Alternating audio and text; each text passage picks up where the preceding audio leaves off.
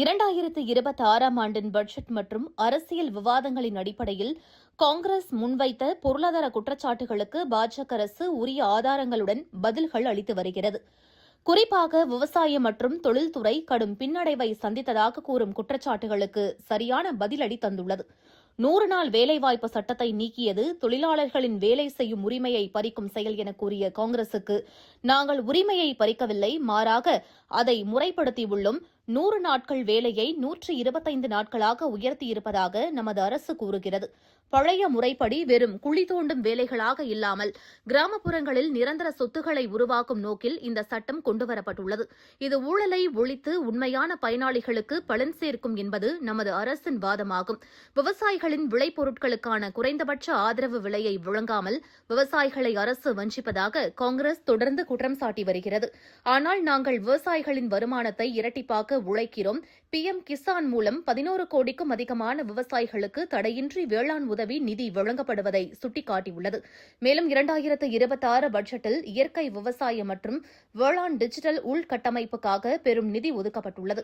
கிராமப்புற ஏழ்மை 25%லிருந்து 4.86% குறைந்திருப்பதாக நிதி ஆயோக் தரவுகளை முன்னிறுத்தி நமது அரசு பதிலடி கொடுத்துள்ளது. மேலும் கிராமப்புற சாலைகளை மேம்படுத்தும் திட்டத்தின் கீழ் 10,000 கிலோமீட்டர் சாலைகள் அமைக்க அனுமதி அளிக்கப்பட்டிருப்பதாகவும் விவசாயிகளின் இடுபொருள் செலவை குறைக்க 1 கோடி விவசாயிகளை இயற்கை விவசாயத்திற்கு மாற்றும் இலக்கை அரசு நிர்ணயித்திருப்பதாகவும் பதிலளிக்கப்பட்டுள்ளது. அதேபோல உற்பத்தித் துறை வீழ்ச்சியடைந்து வருகிறது, சிறு தொழில்கள் நசுக்கப்படுகின்றன என்ற காங்கிரஸ் குற்றச்சாட்டுக்கும் அரசு முறையான பதில் அளித்துள்ளது. இந்தியா உலகின் உற்பத்தி மையமாக மாறி வருகிறது. 2026 பட்ஜெட்டில் MSME-களுக்கான ரூபாய் 10,000 கோடி வளர்ச்சி நிதி அறிவிக்கப்பட்டுள்ளது. மேலும் PLI எனப்படும் உற்பத்தியுடன் கூடிய ஊக்கத்தொகை திட்டங்கள் மூலம் செமிகண்டக்டர் மற்றும் எலக்ட்ரானிக்ஸ் துறையில் இந்தியா சாதனை படைத்து வருவதாக அரசு கூறுகிறது. சிறு தொழில்கள் கடன் பெறுவதை எளிதாக்க கிரெடிட் கேரண்டி திட்டங்கள் விரிவாக்கப்பட்டுள்ளன என நமது அரசு பதிலளித்துள்ளது. மேலும் முதலீடு மற்றும் வர்த்தகம் குறைந்து வருவதாகவும் வெளிநாட்டு முதலீட்டாளர்கள் வெளியேறுகிறார்கள், வர்த்தக கொள்கை குழப்பமாக உள்ளதாக காங்கிரஸ் குறை கூறி வருகிறது. ஆனால் இந்தியா இன்று பாதுகாப்பான முதலீட்டு தளமாக உள்ளதாக நமது அரசு பதிலளித்துள்ளது. 2026 நிதியாண்டிற்கான மூலதன செலவு ரூபாய் 12.2 லட்சம் கோடியாக உயர்த்தப்பட்டுள்ளது. இது உள்கட்டமைப்பை மேம்படுத்தி முதலீடுகளை ஈர்க்கும். மேலும் அமெரிக்காவின் புதிய வரி விதிப்புகளுக்கு ஈடுகொடுக்க ஏற்றுமதி துறையினருக்கு இறக்குமதி வரிச் சலுகைகளை அறிவித்திருப்பதாக நமது அரசு கூறியுள்ளது.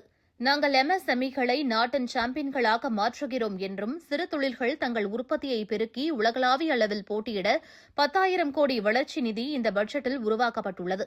எலக்ட்ரானிக்ஸ் அண்ட் சிப்ஸ் போன்ற மின்னணு உதிரி பாகங்கள் தயாரிக்கும் திட்டத்திற்கு நிதி ரூபாய் 40,000 கோடியாக உயர்த்தப்பட்டுள்ளது. இது ஆப்பிள், ஐபோன் போன்ற தயாரிப்புகள் இந்தியாவில் உருவாவதைப் போல பல மடங்கு வளர்ச்சியை தரும் என பதிலளித்துள்ளது நமது அரசு.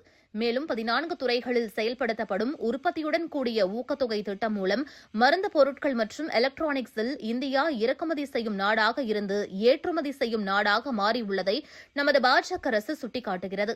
மேலும் அமெரிக்க அதிபர் டிரம்ப் விதிக்கும் வரிகளால் இந்திய வர்த்தகம் அழியும் என்றும் அரசின் வர்த்தக கொள்கை தோல்வியடைவதாகவும் காங்கிரஸ் குற்றம் சாட்டியுள்ளது. ஆனால் நாங்கள் இக்கட்டான சூழலையும் வாய்ப்பாக மாற்றுகிறோம் என பாஜக அரசு பதிலளித்துள்ளது. இந்தியா அமெரிக்க வர்த்தக ஒப்பந்தம் 2026 படி பிப்ரவரி 2, 2026 அன்று பிரதமர் மோடி மற்றும் அதிபர் டிரம்ப் இடையே ஒரு வரலாற்று சிறப்புமிக்க ஒப்பந்தம் எட்டப்பட்டுள்ளது. இதன்படி அமெரிக்கா இந்திய பொருட்கள் மீதான வரியை 25%லிருந்து 18% குறைத்துள்ளது. இதன் மூலம் அமெரிக்க வரிகளால் பாதிக்கப்பட்ட தோல் மற்றும் கடல்சார் உணவு ஏற்றுமதியாளர்களுக்கு வரியில்லா இறக்குமதி சலுகையை 1%லிருந்து 3% இந்த 2026 பட்ஜெட் உயர்த்தியுள்ளது. ஐரோப்பிய ஒன்றியத்துடனான சுதந்திர வர்த்தக ஒப்பந்த பேச்சுவார்த்தை முடிவுக்கு வந்துள்ளது. இது இந்திய ஏற்றுமதியாளர்களுக்கு $24 டிரில்லியன் சந்தையை திறந்துவிடும் என அரசு பதிலளித்துள்ளது குறிப்பிடத்தக்கது. அதேபோல அரசின் மூலதன செலவு சாதனை அளவாக ரூபாய் 12.2 லட்சம் கோடியாக அதிகரிக்கப்பட்டுள்ளது.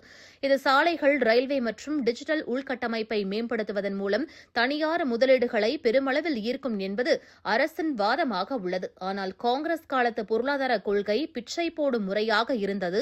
ஆனால் தற்போதைய அரசு திறன் மற்றும் உற்பத்தி சார்ந்த பொருளாதாரத்தை உருவாக்குவதாக நமது அரசு சரியான பதிலை எடுத்துரைத்துள்ளது. மேலும் இறக்குமதி வரிகள் அதிகரிப்பு நுகர்வோரை பாதிப்பதாக காங்கிரஸ் முன்வைத்த குற்றச்சாட்டுக்கும் அரசு முறையான பதில் அளித்துள்ளது.